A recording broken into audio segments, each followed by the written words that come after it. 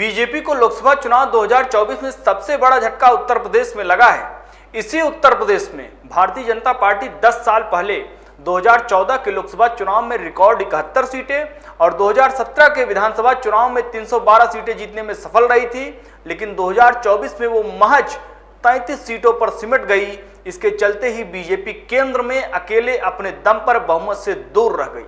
Bharatiya Janata party ने नरेंद्र मोदी के नाम पर 2014 में यूपी से सियासी वनवास खत्म करने में कामयाब रही थी। इसके बाद से भारतीय जनता पार्टी का सियासी ग्राफ लगातार घटता जा रहा है और यही पैटर्न जारी रहा तो भारतीय जनता पार्टी के लिए 2027 का विधानसभा चुनाव टेंशन बढ़ा सकता है। नमस्कार, स्वागत है आप सभी का आपके अपने चैनल एनबीसी भारत पर। मैं हूं आपके साथ मयंक तिवारी।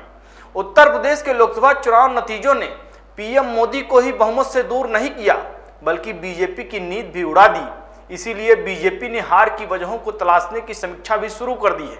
बीजेपी के प्रदेश अध्यक्ष भूपेंद्र चौधरी और प्रदेश संगठन मंत्री धर्मपाल सिंह सैनी ने प्रदेश के 60 नेताओं को बुलाया, जिन्हें उत्तर प्रदेश के लोकसभा क्षेत्रों में भेजकर हार की वजह पता करनी है। इस बार बीजेपी को उत्तर प्रदेश की 80 में से 33 सीटों पर ही जीत मिली और उसकी सहयोगी पार्टी राष्ट्रीय लोक दल ने 2 और अपना दल ने 1 सीट जीती है। वहीं इंडिया गठबंधन उत्तर प्रदेश में 43 सीटें जीतने में कामयाब रहा, जिसमें 37 सीटें समाजवादी पार्टी और 6 सीटें कांग्रेस ने जीती है। इसके अलावा 1 सीट बतौर निर्दलीय प्रत्याशी चंद्रशेखर आजाद ने जीती है।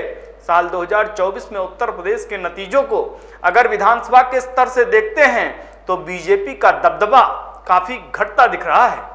2017 के चुनाव में 312 विधानसभा सीटें जीतने वाली बीजेपी ने 15 साल के बाद सूबे की सत्ता में वापसी की थी और प्रचंड बहुमत के साथ सरकार बनाने में कामयाब रही। साल 1984 के बाद इतनी सीटें भी यूपी में किसी दल को नहीं मिली थी, लेकिन इस बार लोकसभा चुनाव में मिली 33 सीटों को विधानसभा सीट के लिहाज से अगर देखा जाए तो उसे 162 सीट पर ही बढ़त मिल सकी है।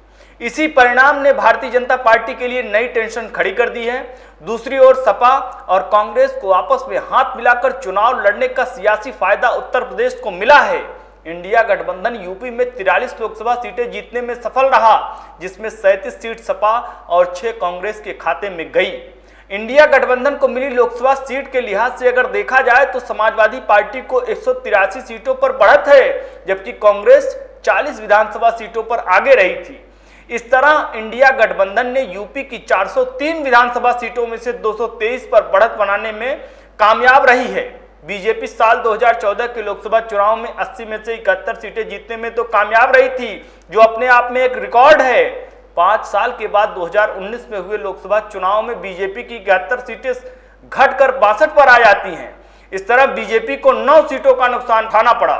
इसके बाद अब 2024 का चुनाव अगर देखा जाए तो बीजेपी 62 से भी घटकर 33 पर पहुंच गई। बीजेपी को इस बार 29 सीटों का घाटा हुआ। इसी तरह 2017 के विधानसभा चुनाव में बीजेपी सूबे की कुल 403 विधानसभा सीटों में 312 जीतने में कामयाब रही थी, लेकिन 5 साल के बाद 2022 के चुनाव में घटकर वह 255 पर आ गई। तब बीजेपी को 57 सीटों का नुकसान उठाना पड़ा। 2022 के विधानसभा चुनाव के नतीजों की अगर बात की जाए तो बीजेपी के लिए खतरों की घंटी बज चुकी है, क्योंकि सपा गठबंधन को मिली 123 सीटों का लोकसभा सीट के लिहाज से देखने पर उसे 26 लोकसभा सीट पर बीजेपी से ज्यादा वोट मिलते हैं। एक तरह से बीजेपी ये 26 लोकसभा सीटें हारती दिख रही है, लेकिन राजनीतिक विश्लेषक विधानसभा और लोकसभा की अलग अलग वोटिंग पैटर्न बताकर बीजेपी का हौसला बनाए रखे हैं। लेकिन 2024 के चुनाव ने बीजेपी को तगड़ा झटका दे दिया।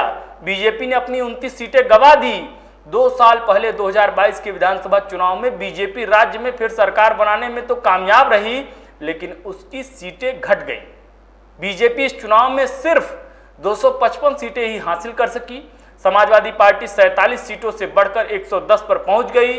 सपा को यहीं से बीजेपी को हराने का मूल मंत्र मिल गया। सपा प्रमुख अखिलेश यादव का बीजेपी के सियासी आधार वाली जातियों पर लोकसभा चुनाव में दांव खेलना कामयाब रहा।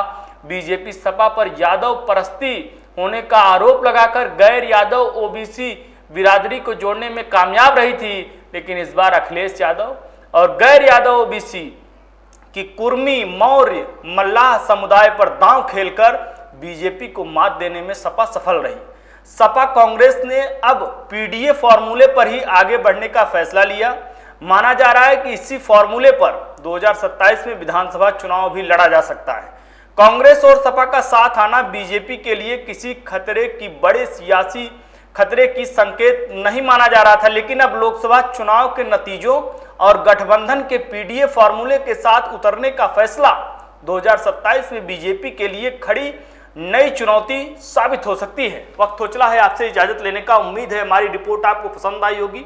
आपसे भी उम्मीद है आप वीडियो लाइक करेंगे, शेयर करेंगे, चैनल को सब्सक्राइब करेंगे और कमेंट सेक्शन में अपनी बेबाक आवाज रखेंगे कि उत्तर प्रदेश में लगातार बीजेपी का ग्राफ घटता जा रहा है। यही पैटर्न रहा तो 2027 में कहीं खतरे की घंटी न बज जाए।